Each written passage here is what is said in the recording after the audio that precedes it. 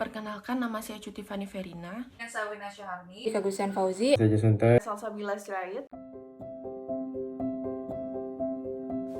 UMKM ini didirikan oleh Ibu Partin pada tahun 1994 dan masih beroperasi sampai sekarang. Pemilik mendirikan UMKM dikarenakan dulunya mengalami kesulitan dalam bidang ekonomi. Setelah produk tersebut berhasil didistribusikan ke pusat-pusat perbelanjaan, pendapatan yang diperoleh UMKM ini pun meningkat pesat berkisar 30-40 juta per bulan. Namun, semenjak pandemi COVID-19, omset UMKM Nuriza Snack mengalami penurunan.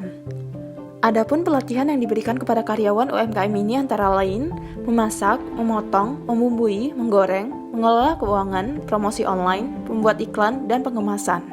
Adapun masalah yang dihadapi ketika pelatihan antara lain keterbatasan waktu, tidak tangkap dalam memahami materi pelatihan, ketidakpekaan terhadap teknologi, dan pemberian kompensasi yang lebih kecil dari sebelumnya. Pelatihan kerja.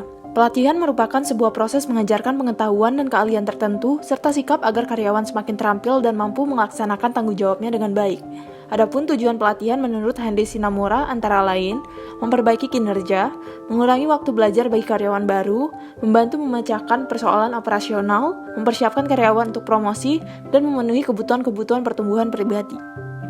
Penilaian kinerja. Penilaian kinerja merupakan kegiatan yang tepat harus dilakukan untuk mengetahui kinerja yang dicapai setiap karyawan. Tujuan dari penilaian kinerja menurut Rifai 2004 antara lain untuk mengetahui tahap kinerja karyawan selama ini, memberikan imbalan yang sesuai, membina pertanggungjawaban karyawan, memelihara tingkat kinerja, membangkitkan motivasi kerja karyawan, dan sebagai pedoman dalam pengambilan keputusan. Kompensasi. Kompensasi merupakan segala sesuatu yang berbentuk uang, barang langsung atau tidak langsung yang diterima para karyawan sebagai penghargaan atau balas jasa kepada mereka. Tujuan pemberian kompensasi menurut Handoko antara lain memperoleh personalia qualified, menjamin keadilan, menghargai perilaku yang diinginkan, mengendalikan biaya-biaya, dan memenuhi peraturan-peraturan legal. Kode etik. Kode etik merupakan aturan yang harus ditaati dan telah ditetapkan. Tujuan kode etik antara lain melindungi martabat dan menjaga hubungan antar anggota. Lokasi penelitian. Kami melakukan penelitian langsung ke pabrik UMKM Nuriza Snack yang beralamat di Perumahan GMP Tahap 2, Tanjung Sengkuang, Kecamatan Batu Ampar, Kota Batam. Desain penelitian. Dalam penelitian ini, memanfaatkan metode penelitian deskriptif kualitatif, yaitu penelitian yang dilaksanakan untuk mengkaji masalah dengan memerlukan studi mendalam dan gambaran secara detail guna menginformasikan kondisi UMKM yang sesungguhnya. Sumber data. Berikut sumber data yang kami gunakan dalam analisis UMKM Nuriza Snack. Data primer merupakan data yang didapatkan secara langsung dari sumber internal UMKM, yaitu melalui wawancara langsung kepada pihak yang berhak di dalam UMKM ini, yaitu Ibu Partin selaku pemilik UMKM Nuriza Snack.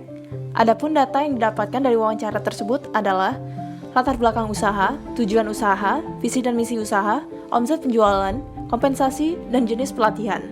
Teknik pengumpulan data yang dilakukan oleh kelompok kami yaitu observasi. Pada tahap ini, penyelidik lebih ditekankan kepada pengumpulan data-data dari UMKM Nuriza Snack berkaitan dengan sumber daya manusia dan konsep pelatihan, penilaian kinerja, kompensasi, dan kode etik.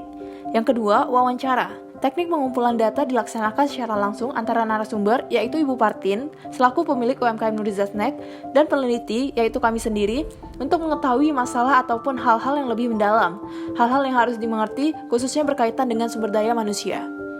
Hasil dan pembahasan. 1. Meningkatkan manajemen sumber daya manusia. Berbagai masalah yang ditemukan pada industri dikarenakan sumber daya manusianya.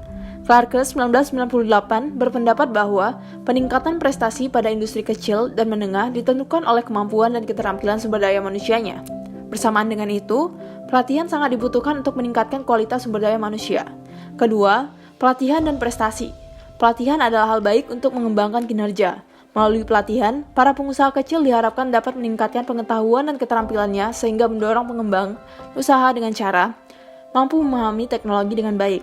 Selama ini, dikarenakan minimnya pemahaman akan teknologi, pemotongan bahan baku keripik masih dilakukan secara manual dengan menggunakan pisau dapur biasa, sehingga waktu yang dibutuhkan untuk memotong bahan baku tersebut cukup lama sehingga tidak efisien. Lalu, mampu meningkatkan sarana dan prasarana.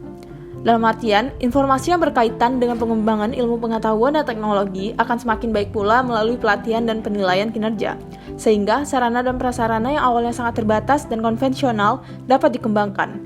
Kesimpulan, Lemahnya kualitas SDM membuat pemilik UMKM mencoba memberikan pelatihan yang berkaitan dengan teknologi dan teknik yang dibutuhkan dalam kelangsungan UMKM Nurizastek ini, seperti memasak, memotong, membumbui, menggoreng, dan pelatihan lain yang berkaitan dengan hal-hal tersebut seperti administrasi, dan mengelola keuangan, promosi online, membuat iklan, dan membuat kemasan yang menarik.